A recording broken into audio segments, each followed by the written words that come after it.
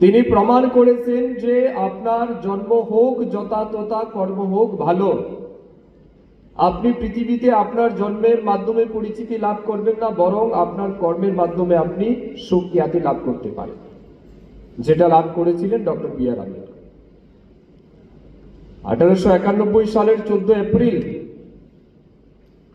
রামজি সতপাল এবং ভীমাবাই তাদের পরিবারে জন্মগ্রহণ করেছিলেন 14তম সন্তান হিসেবে কনিষ্ঠ সন্তান ডক্টর বি আর আম্বেদকর, যাকে অস্পৃশ্য হিসাবে আখ্যায়িত করা হয়েছে।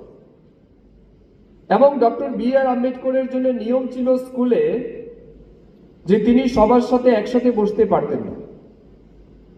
তিনি সবার সাথে একই সাথে বসে ক্লাসে পড়াশোনা করার সুযোগ তার ছিল না।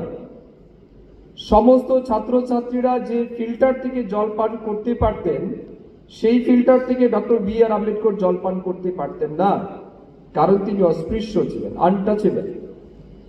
এই জন্য ওনার জন্য নিয়ম ছিল নো পিওন নো ওয়াটার, অর্থাৎ পিওন ওনাকে গ্লাস দিয়ে দূর থেকে ওনার মুখে জল ডাললে পরেই কিন্তু উনি জল পান করার সুযোগ ছিল, এছাড়া সুযোগ ছিল না।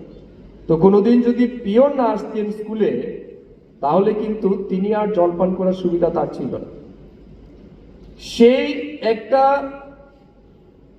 কি বলে প্রতিকূল পরিবেশের মধ্যে দিয়ে একটা সংঘর্ষময় জীবনকে প্রতিনিয়ত তিনি মোকাবেলা করে তিনি শুধুমাত্র পাশ করেননি, শুধুমাত্র ডিগ্রি অর্জন করেননি,